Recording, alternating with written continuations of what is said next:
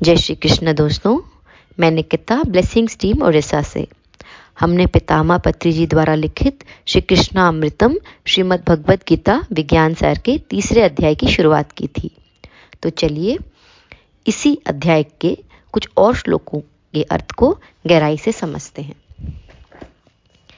श्री कृष्ण अर्जुन से कह रहे हैं, प्रजापिता ब्रह्मा ने कल्प के आदि में यज्ञ सहित प्रजाओं को रचकर उनसे कहा कि तुम लोग भी इस यज्ञ के द्वारा वृद्धि को प्राप्त करो और यह यज्ञ तुम लोगों को इच्छित भोग प्रदान करने वाला साबित होगा।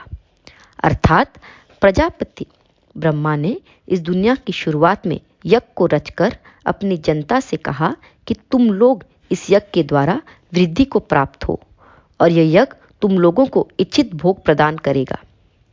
घरों में जो यज्ञ किए जाते हैं उन्हें एक धार्मिक कर्मकांड न समझकर उसकी इम्पोर्टेंस को समझनी चाहिए।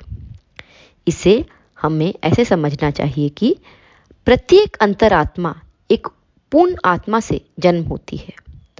प्रत्येक पूर्ण आत्मा अपने स्वयं के कर्म के अनुसार अंश के आत्माओं की सृष्टि करती है।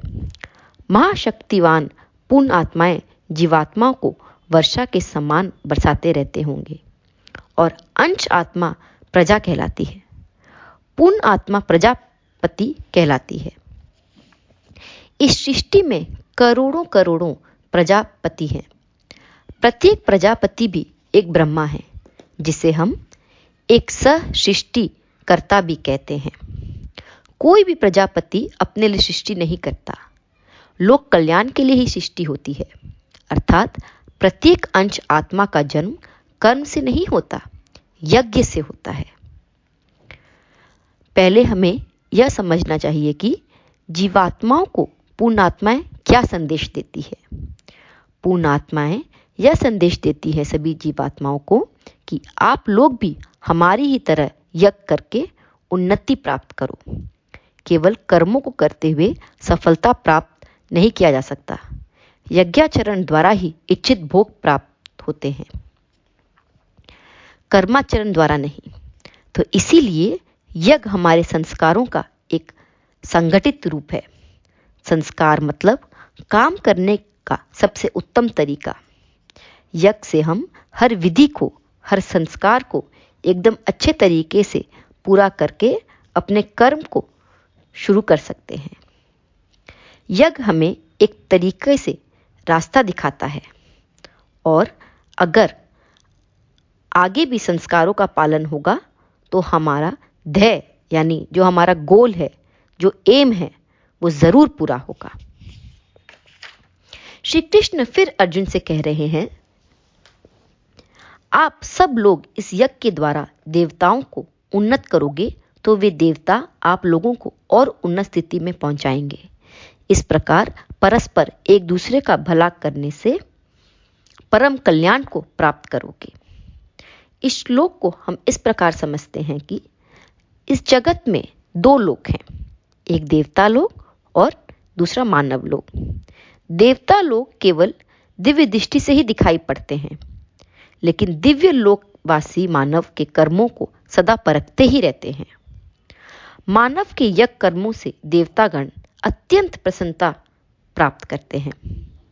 मानव के स्वार्थ से भरे कर्म को देवताओं दुखित हो जाते हैं। प्रसन्नता आत्माओं को सदा उन्नत करती है और दुख आत्माओं को सदा दुखित करती है। तो जब देवता हमारे यज्ञ कर्मों द्वारा प्रसन्न होते हैं तब वे और अधिक मानव लोक की सहायता करते हैं। मानव द्वारा देवता, देवताओं के द्वारा मानव परस्पर एक दूसरे को उन्नत करते रहते हैं, यानी एक दूसरे को हम आगे बढ़ाते रहते हैं। यज्ञों के द्वारा ही दोनों लोग एक दूसरे के साथ साथ रहते हैं। ब्रह्मा कहते हैं कि यज्ञ से सब लोगों को, देवताओं को खुश करना चाहिए और फिर वह देवता खुश होकर हम सब की भलाई करेंगे। यज्ञ एक तरीका है देवताओं को खुश करने का और उसके बदले में देवता आपको खुश रखते हैं, आपकी उन्नति करते हैं। इसलिए काम शुरू करने से पहले, कुछ भी शुभ करने से पहले ईश्वर का नाम लेने का विधान है। यही ईश्वर का नाम जब सही तरीकों यानी सही मेथड से के साथ किया जाए उसे यज्ञ कहते हैं। यज्ञ को अपने और देवताओं के बीच एक माध्यम यानी एक मीडियम मान लेना चाहिए, जिससे दोनों के बीच संबंध बना रहता है। इसी यज्ञ के संबंध में श्री वासुदेव ने अर्जुन से कहा, यज्ञ के द्वारा बढ़ाई हुए देवता तुम लोगों को बिना मांगे ही इच्छित भोग निश्चय ही देते रहेंगे। उस प्रकार देवताओं द्वारा दिए गए भोगों को जो मनुष्य किसी दूसरे को न देकर स्वयं भोगता है, उस प्रकार के व्यक्ति को हम चोर ही कहते हैं। इसका यह अर्थ है कि यज्ञों द्वारा देवतागण यानी एस्ट्रल मास्टर्स संतुष्ट होते हैं। यज्ञों से संतुष्ट हुए देवता बिना मांगे ही प्रसाद बांटते हैं।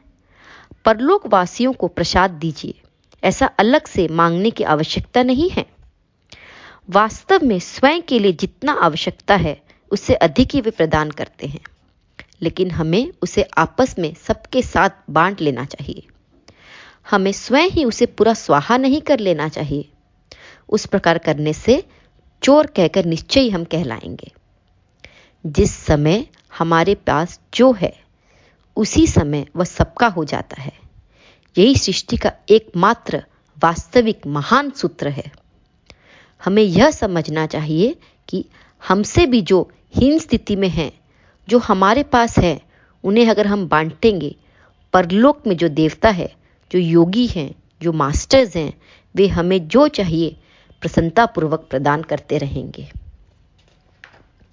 अंत में श्री कृष्ण यह उपदेश दे रहे हैं अर्जुन को, यज्ञ से बचे हुए भोजन को खाने वाले श्रेष्ठ पुरुष सब पापों से मुक्त हो जाते हैं, परंतु जो पापी है, अपने शरीर पोषण करने के लिए जो अन्न को पकाते हैं, वे तो पाप को ही खाते हैं।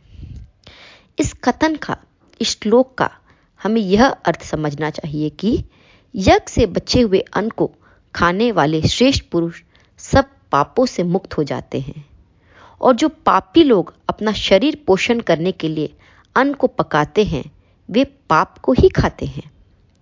हम क्या सिर्फ खाकर जिंदा रहने के लिए और फिर मर जाने के लिए ही पैदा होते हैं? ऐसे जीवन का क्या मतलब हुआ? अपने जीवन का उद्देश्य यानी अपने लाइफ का पर्पस हमें समझना चाहिए। इस ब्रह्मांड में हम क्यों आए हैं? क्यों हमें मोक्ष को प्राप्त करना है? इन सब को समझने के लिए यज्ञ जैसे अनुष्ठान किए जाते हैं। इसीलिए मुक्ति का मार्ग कौन सा है दोस्तों? यज्ञ ही मुक्ति का मार्ग है। तो आज के लिए इतना ही। धन्यवाद।